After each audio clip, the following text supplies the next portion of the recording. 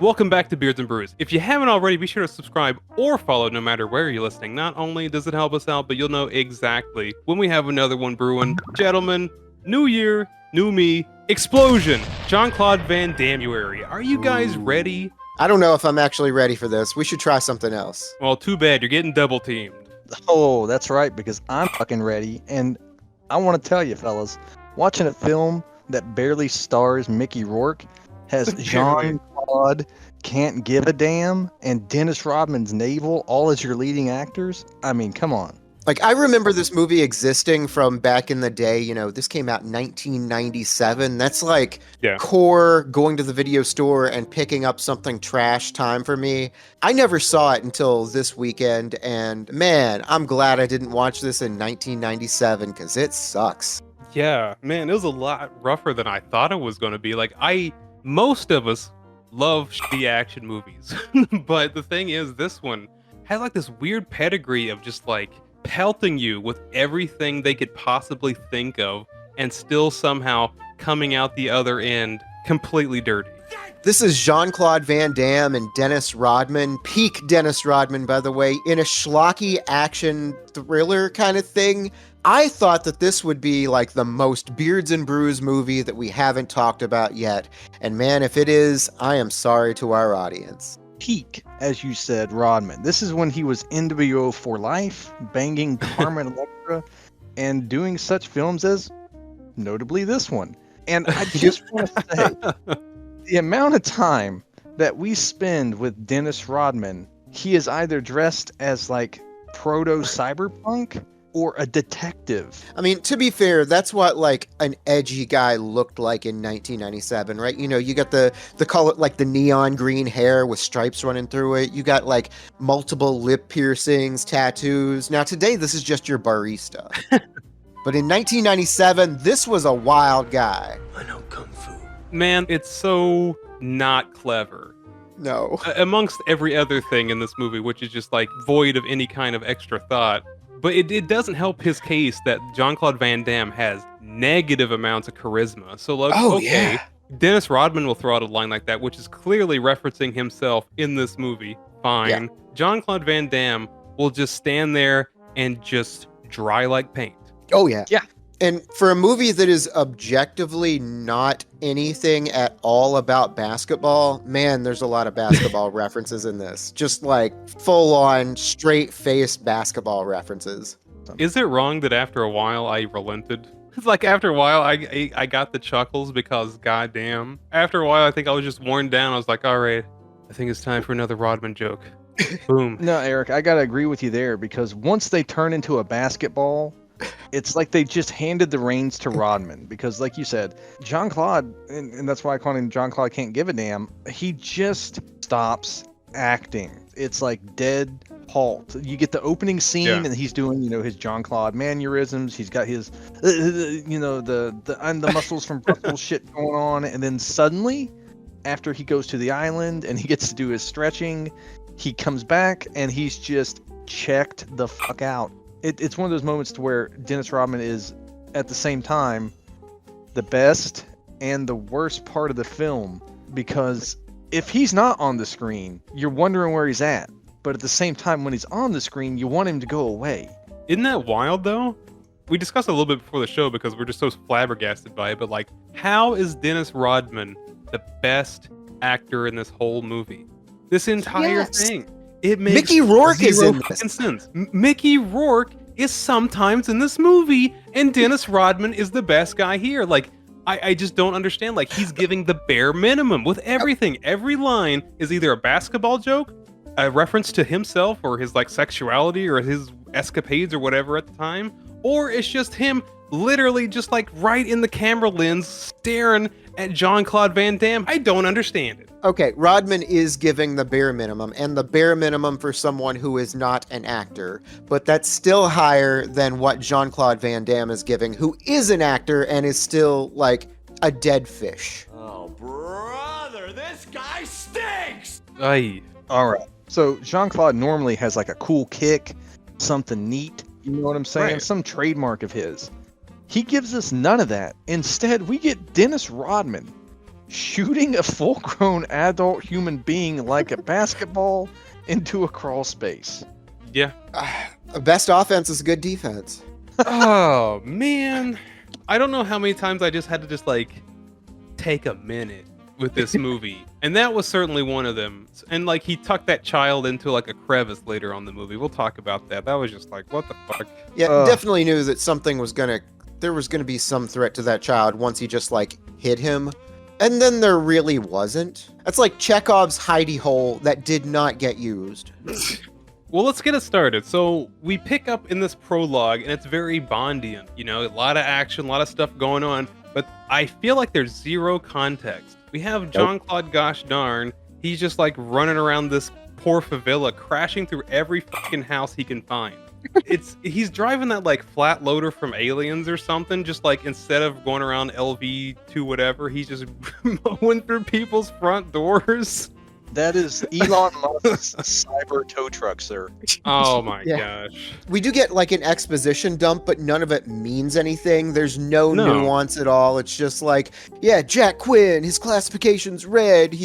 There's some plutonium that's getting stolen by this bad guy. Just outside of Croatia. Outside of Croatia means it's inside of somewhere. Why don't they just say the country that it's in? Okay, and we think that he's going to sell it to the Iraqis in 24 hours. You gotta... Jack Quinn, he's got to go save it, and then boom, explosions, army guys, pow, pow, pow. That's the first 5 minutes. Yeah, but like what? Yeah, that's the tone. That's the tone throughout. Is you go, wow, what? Yeah. Why? Huh? After every scene and piece of dialogue, I just had to turn to the missus. I'm just like, okay, we're both confused. Good. And then the wrap-up of this scene is he's driving this giant armored vehicle, I assume with plutonium in it, and he just jumps off this cool ramp, and I don't know the consequence of that, but 3 years later, he's retired. Yeah, I mean, I guess he's not transporting nitroglycerin or anything, but like, if I had a payload of plutonium in my flatbed cyber tow truck, I'm not Hot Wheelsing it over a fucking train. Which was a badass fucking stunt, straight up. No, I disagree. Yeah, I I absolutely disagree too. disagree. It cut like 40 fucking times. It covered a whole 10 feet in the air, and when it landed, boom, flat shot of the countryside like it wasn't even exciting. 3 years later. Yeah, I'm just looking at the TV with my arms in the air like, what? What? Y'all seeing this?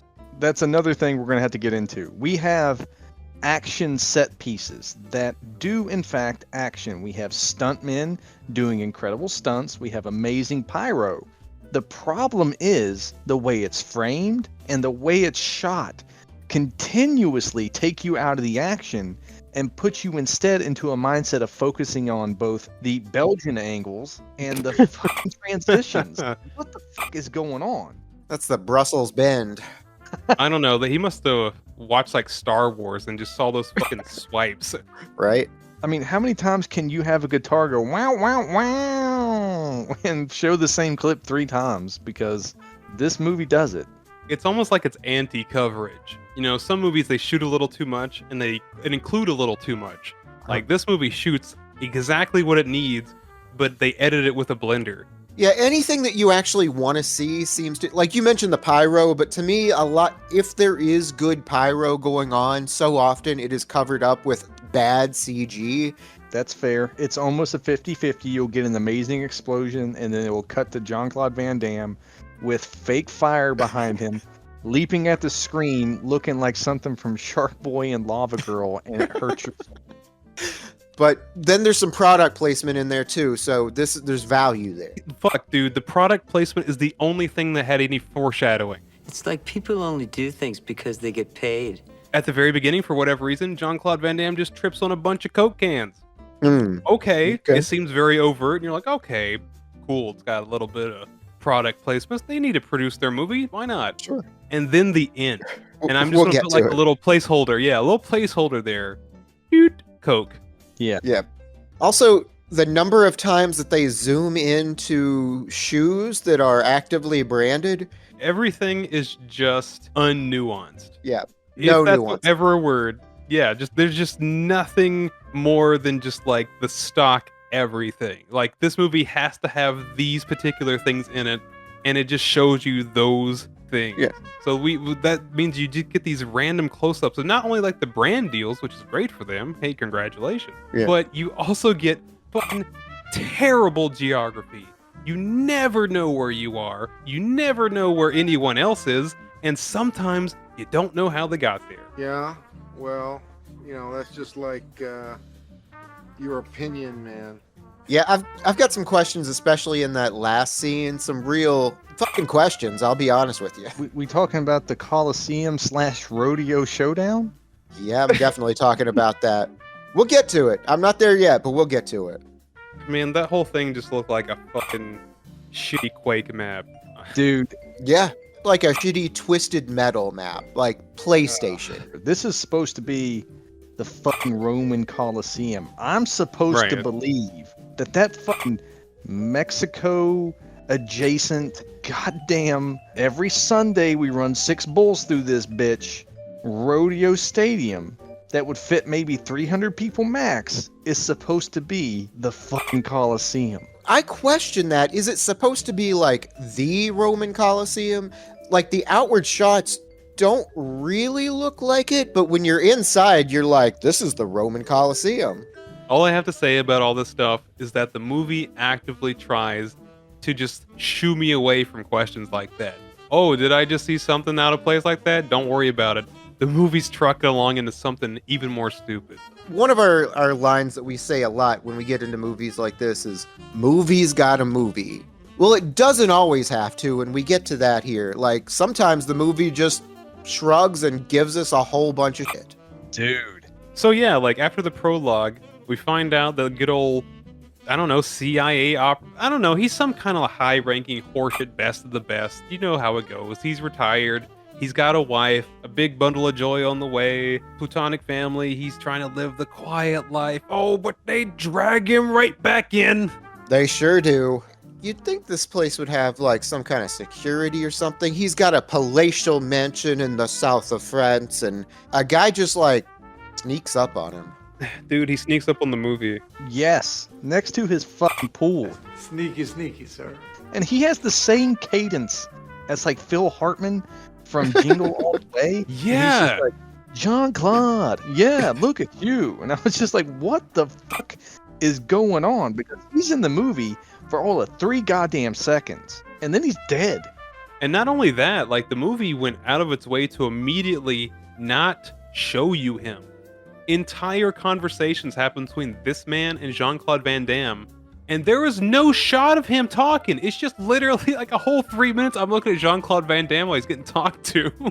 I'll tell you, I still, like, I've kind of watched this movie twice now. I still don't know who this guy is. He's a CIA guy, I guess. I guess he knows Jean-Claude from, like, his previous life or something, but, like, I don't know his name. But there's a little line that he throws out as soon as he, reveals that he's there, while Jean-Claude's in the pool with his pregnant wife, rubbing up on her belly and all that. There's a back door. You, of all people, should know that. Obviously, he doesn't. He's putting it in the right spot. Right? It just seemed like a really weird time for some guy to roll up and be like, hey, I see what you're doing. Do something else. Like, maybe change it up every once in a while. What's he talking about? This is that moment in the movie where you go, what? And then suddenly we're at a goddamn carnival. Yeah. Yeah? Oh my god. Yeah, we're just fucking there. And the movie tries its hardest to explain it, but like the connective No. tissue is absent. So the movie's like, hey, guess what? Mickey Rourke's in this movie too. And even Jean-Claude Van Damme's surprised, like, whoa, that's 9.5 weeks guy. I'm gonna shoot the scene like they did in Face Off and blow this kid away real fast. Yep. So I guess the summation is Stavros is back. That's Mickey Rourke's character. You're the only one who can get him. We need him alive for some reason. We're dragging you back in because you're the hunter. Right. It's like, all right, skip to this carnival. We've got, I guess, a girl with a trank gun. That's what he brings with him. She was like a sniper or something. But like it doesn't matter. The way she gets dispatched is fucking hilarious. Like it's just even before Saving Private Ryan, she gets yacked through her sniper scope with a pistol from who knows how far away. And her biggest contribution to this film is her delivering the line, "Don't worry, I can shoot the dick off a hummingbird. And everyone in the room was just thoroughly convinced. Yeah, they went axe and moved on about their day. Like these lines that are thrown out like that, and there's a lot of them, are said so straight that like, okay, yes, that's a joke, but nobody is laughing.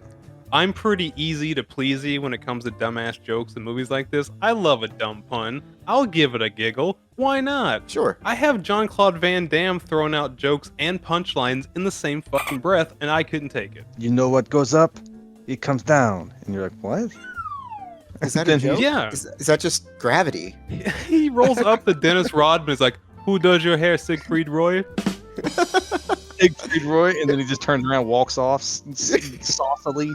Yeah, this is where he meets Dennis Rodman. He shows up in Antwerp because I guess he needs guns. Right. And I guess Rodman is like the secret guns dealer. He's a tattoo artist. We walk up on him and he's getting like his belly button pierced or a tattoo down there. And he's like, "Oh, that must hurt." And he's just like showing off his other. He's like, "No, my tongue tattoo, that hurt."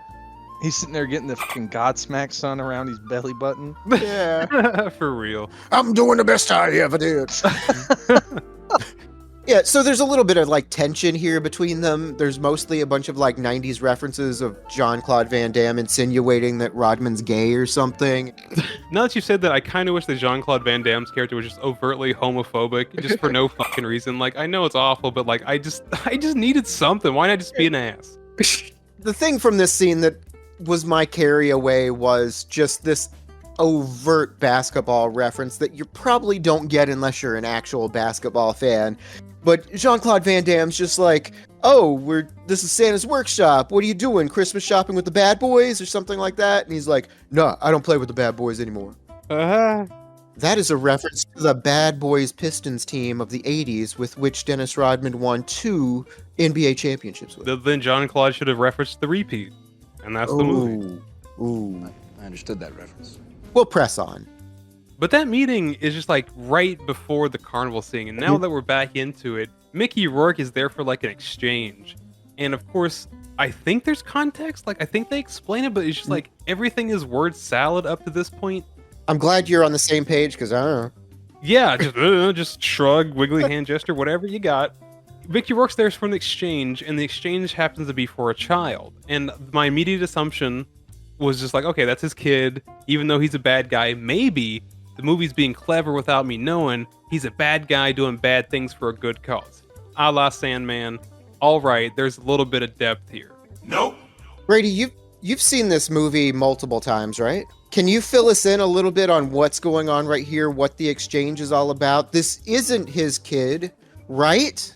That is, in fact, his child. The whole thing going on is they have bad intel. All they know is that Mickey Rourke is there for an exchange. They don't know what he's there for, what the exchange is. They assume that it's going to be a terrorist attack of some sort.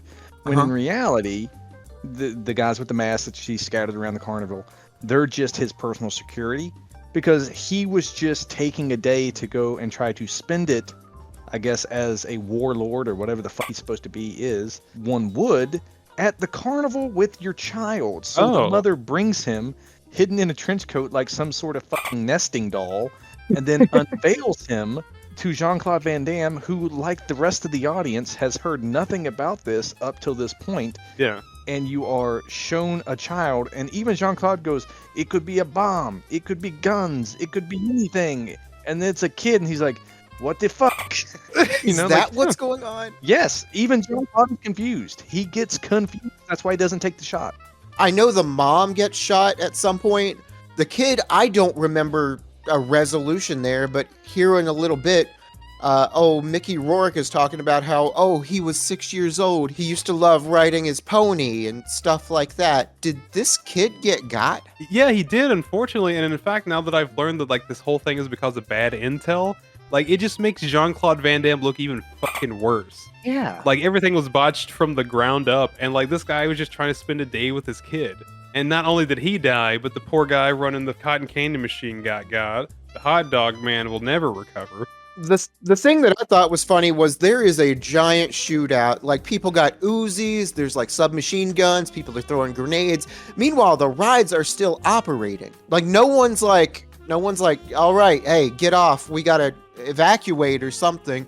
Nah, we gotta finish this up. Keep going. You got 60 more seconds. 100%.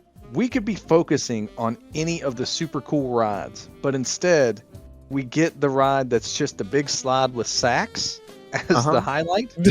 Wow, way to go movie, I guess. I just really, I don't know how many more reallys I can get in there, don't understand why there is a live tiger just within reaching distance of anyone who would pass by. I thought it was a reference to the Siegfried and Roy joke. Maybe not. I don't know. And then the last thing I want to bring up is, did you guys, or was it just me, notice all these weird zooms that had like the target people in focus in like these tiny circles and then everyone else was fuzzy?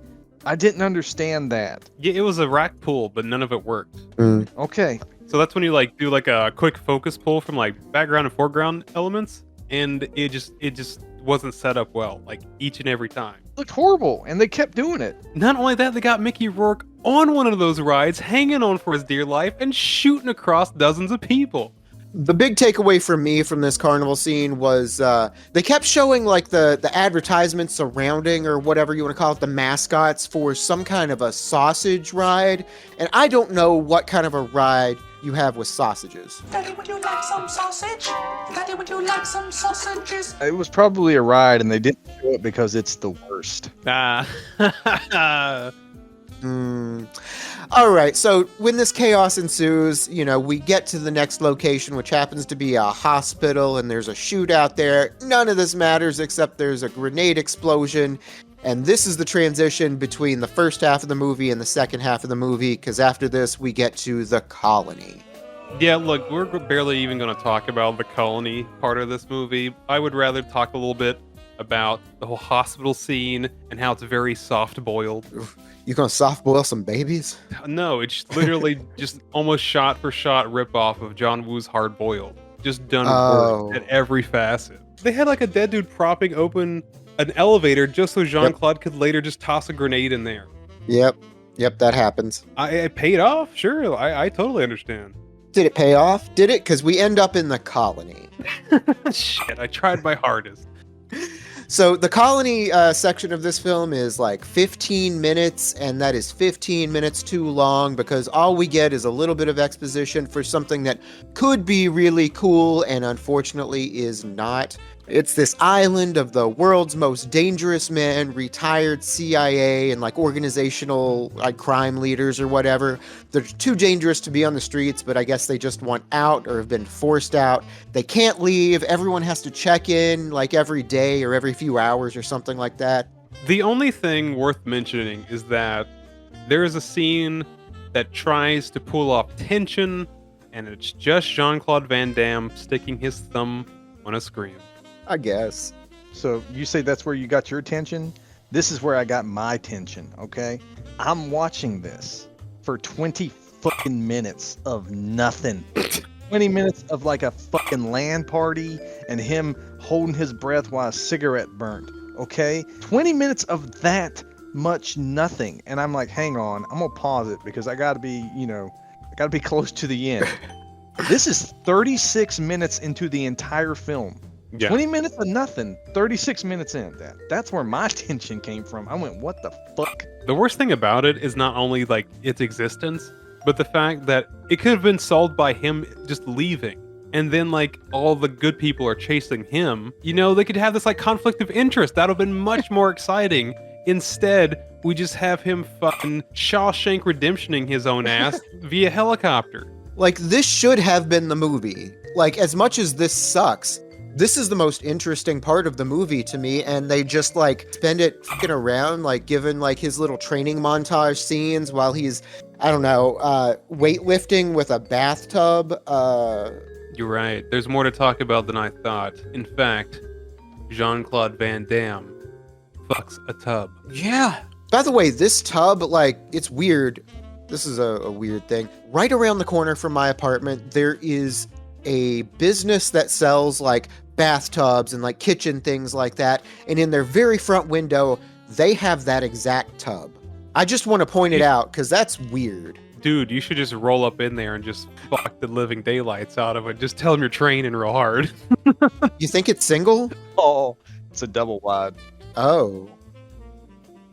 Anyway, so he, he pulls a little escape. He plays a little trick with like a boat. He starts training his breath so that he can hold it longer. Escapes on a boat, escapes on a plane, does this whole thing. All right, cool scenes, but just to get off the island. And it still takes its time too. So like he manages his escape, la-di-da. That could have been it. He could have just jumped on it Uncharted style, and we could have just transitioned horribly to the next scene. Mm-hmm. No, we have to spend time where he climbs on the plane, and I think just beats up a bunch of random people. Oh yeah, they were totally innocent. They're just dropping off supplies to the island, right? Correct. He does make sure they're not going to die like right away. Right before he throws a guy off the airplane, he's like, "Do you have a parachute?" And he's like, "Yes." What if they didn't? What is he gonna do? Just set him aside and just put him in timeout? Well, hold on. Let's get you back in here and strap one on you before I fucking punch you off this airplane. Like, this is an hour and a half, and I hate to say it, but they could have thrown another 20 minutes on here just so we could know what the fuck is going on. What I have extrapolated from this is his pregnant wife got an offer from an art exhibit in Rome to display her sculptures. That art exhibit is run by Mickey Rourke or some of his associates so that he could kidnap her. None of that is explained, but that's what I'm thinking. Because his whole grand scheme is to kill the wife and raise Jean-Claude Van Damme's baby as his own a la Face-Off. Yep, exactly. You're right, and I totally forgot. It's just because like every successive scene just feels like I'm being gaslit. Oh. And I just fucking forget about important plot points. It's absolutely horseshit. All of it's horseshit. And think about that, gentlemen. We are 48 minutes into the movie, and the best bit has been Jean-Claude Van Damme riding bitch on Dennis Rodman's motorcycle. All right? 48 minutes in, and we finally, just now, quote-unquote, double team. He said it! We did it, fellas. Mission accomplished or whatever. Yeah. Mission is mission. Mission. That's the real title. It's fucking garbage. Holy fuck. They finally get together, Jean-Claude Van Damme and Dennis Rodman, and they have the chemistry. There's nothing. There's nothing there. Like, we already went over like Jean-Claude Van Damme just like absolutely ceasing any kind of interest. You know what? I'd hate to not only throw a pun, but dunk on Jean-Claude Van Damme, but the best fight scene in this movie is Dennis Rodman and some random dude in a hallway. Oh, yeah. It's well shot. You see where everything is, and the moves aren't bad. Dennis Rodman's got a sweet spinning back kick. He's got that kick. He's got something. He's got a little bit of charisma, so that anytime Jean-Claude Van Damme throws some shit line at the screen, Rodman can at least come down with the rebound, right? Oh, Hey. nice. Like eventually they find their own harmony. And what I've got today, this is from Ogopogo Brewing out of San Gabriel, California. This is Harmonia. This is a mango wheat ale, 5% alcohol by volume. There's a little bit of mango flavor and aroma in there, but it does feel like synthetic. It feels like that artificial mango flavor. Underneath that, there's a little bit of like that crispy wheat ale, just generic wheat flavor, but it's very thin. Not gonna lie, this is kind of mid, y'all. Probably won't be buying this one again. Well, here's something else I'm never going to buy again. The middle of this movie. Let's just skip to the end. Let's just get there, because honestly, God does not matter. Okay, yeah, let's fast forward. Wife is being held captive, goes into labor. They need to take her to a hospital. It's a trap.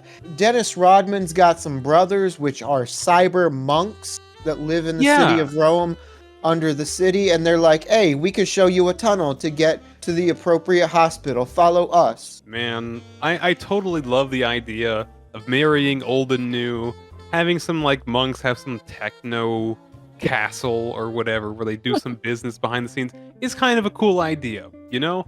But I 110% do not believe just like a bunch of friar monks with just some fucking keyboards and shit hung on the wall, thinking like the controller Underground World. That's not it. Stop it. Get some help.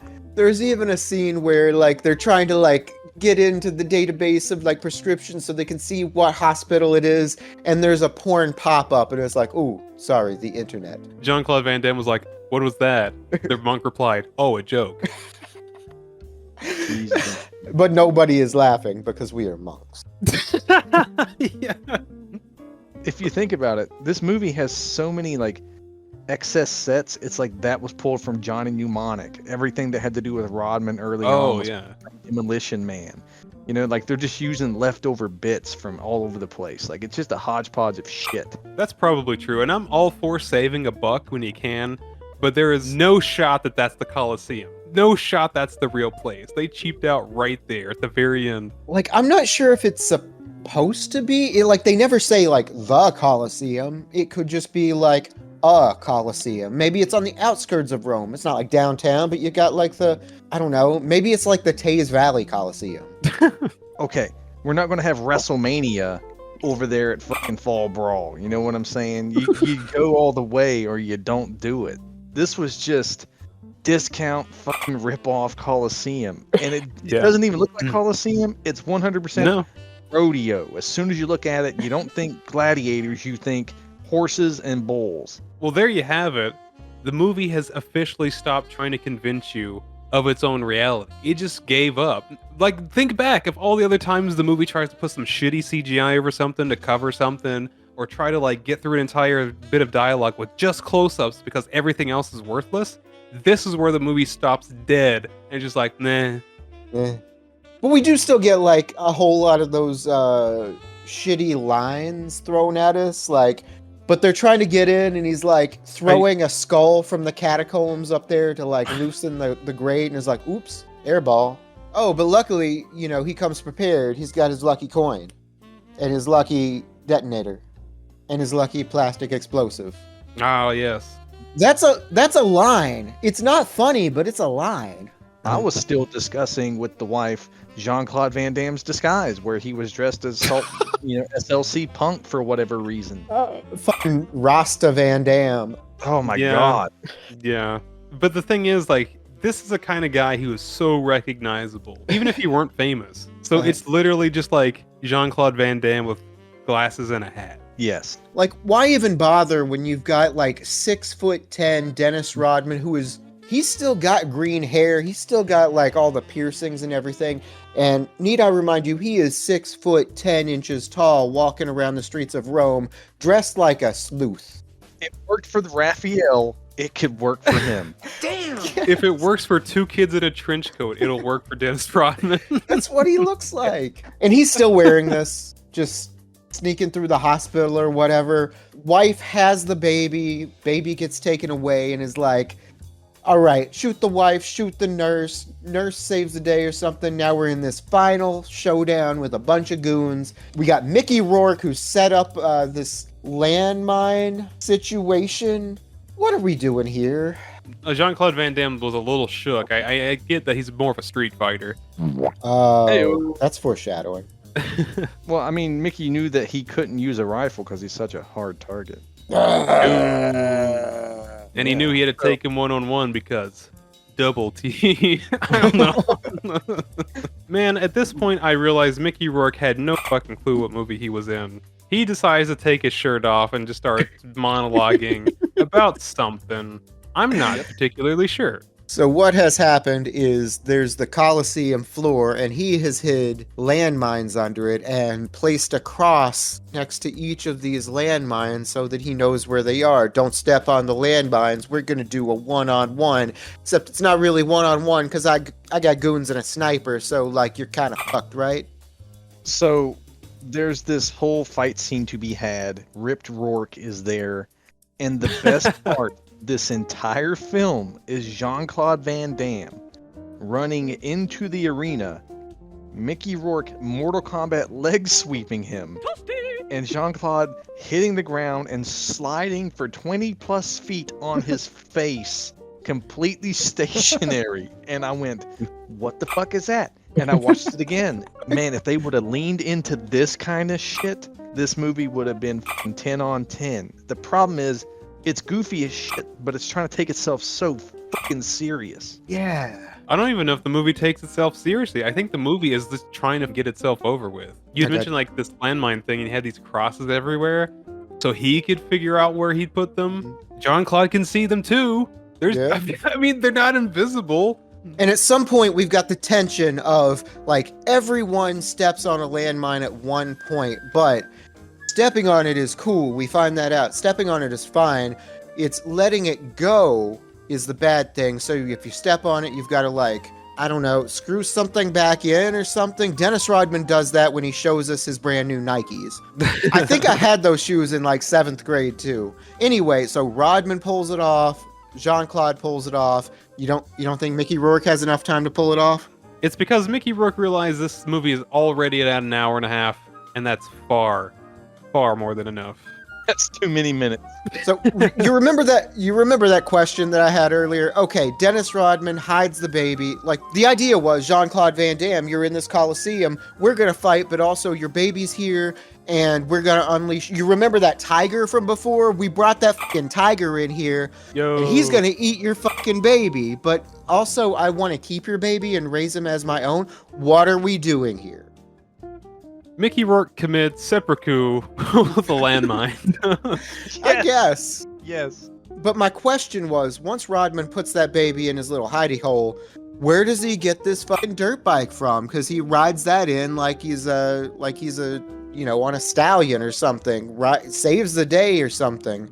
Should have been honest. They were my sponsor when I was in the NBA. Hi, I'm Dennis Rodman. Might as well. Like, it's a dirt bike. I feel like this is Italy. This is Rome. They should have used a Vespa.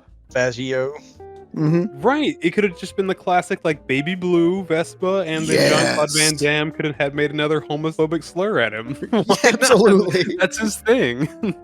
Eric, are you going to cover it? How 3 men are saved by product placement?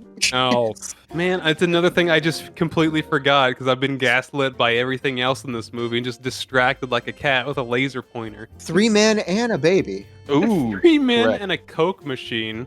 Mhm. Sounds like a bad joke because it is, and it's in this movie. Wild. So immediately after, the explosion is so large, grandiose even, and the fireball is so fierce, it's just rolling down this tunnel, and the only thing in between this hellscape and our main characters are 2 or 3 Coke machines. They use it to block like Nagasaki levels of fucking explosion. A massive fireball. Oh yeah, Goldsmith is here. The Guardian, the guy that he was talking to back at the colony. Yeah, he showed up. He's supposed to be hunting him down, but that's almost entirely inconsequential. Fucking Belloc from Indiana Jones. Oh no. This is like Indiana Jones in a refrigerator level of horseshit. It absolutely is. You took a scene from Double Team and did it so well in The Wolverine when, you mentioned the Nagasaki bomb. When Wolverine is holding a steel plate to block off that tunnel and his skin and everything's melting off from the heat. Meanwhile, these 3 men, flames wreathed around them. Every bit of that Coke machine is just engulfed. But somehow the light inside that were required to be plugged in never goes off. The extremely bright branding is never obscured, and they are never harmed, thanks to the frosty, refreshing taste of Coca-Cola. And it's the choice of a new generation. And the only reason why they did this instead of anything else, because it would have been a lot harder to squeeze in the pun, and that's the power of pine sol. Yeah. That happens. Goldsmith is there. No one is surprised. Dennis Rodman's not like, hey, who's this blonde motherfucker? Or anything like that. It's just like, oh, hey, thanks for saving the baby or something that I put in the little hidey hole. And then Goldsmith immediately turns around and tries to shoot Jean-Claude Van Damme. Listen, Dennis Rodman saw the credits rolling in. Yeah, like this entire, like we've got like 2 minutes of ending scene and it's bullshit after bullshit after bullshit after bullshit. Goldsmith is supposed to kill Jean-Claude Van Damme because he's his guardian or whatever, and he escaped the island. but he clicks his gun. He hasn't used his gun once, as far as I can tell, through this entire scene. Clicks his gun, nothing happens. Oops, I just tried to kill you and it didn't work. Ha ha ha, we're gonna have a laugh about that, Rodman. Take my lucky coin. And it's really just like smoke and mirrors so that Jean-Claude can get away. The movie's over. I don't want to talk about it anymore. Like, there's like a brief moment of Dennis Rodman be like, "Oh, they're gonna blame this on me." He says, I wonder how much I'm gonna get fined for this. Because he was getting fined by the NBA at the time. I guess he realized he committed some kind of war crime and buggered off to North Korea, maybe. Credits, by the way. That's got to be what it is. He heard like intel from like, oh, hey, they blew down that 747 earlier. He's like, well, if they're doing that, they must be the cool guys. I'm going to see them for a while. Right? I'm going to finish this off with what my bad bitch of a wife said whenever we finished off this movie. She reaches down, she grabs a hold of a shot of Jim Beam fire, she knocks it back, looks me square in the eyes, and says, Jordan was better in Space Jam, and he worked in cartoons. Hell yeah. She then promptly walked out of the room. Whew, this was, I want to say, an experience, but like the movie barely movies. It's just like non sequitur after non sequitur. At least that's how it feels. And there's just zero meat on any bone. The only entertainment value that this movie has is just its insane ability to just have the balls to say all that nothing. Recommended. Yeah, you know those movies that are so bad they're good? This is almost that, but it's not. It's still so bad it's bad, but there's a few little spots where you're just like, what is this? What are we doing here? And then you got Dennis Rodman throwing out basketball references where they have no business being. I don't recommend this movie, but yeah, no, that's about it. I don't recommend this movie. Don't watch it. Well, there you have it. That was Double Team, not to be confused with Double Impact. Thought that's what it was. If you have any strong feelings about the movie or the show, leave it in that comment section below. Make sure you hit the like and subscribe button. Bash that bell icon too, so you don't ever miss what we got brewing up next for you. And by the way, we got a brand new letterboxd, Beards and Brews. So search us up on that and give us a follow. Get out there and follow us on them social medias. We got all of it. You can even find us on the YouTube and anywhere podcasts are available. Give us a shot. Sometimes we're funny. And if you want to think about if we're funnier than Double Team, 110% all. Yep.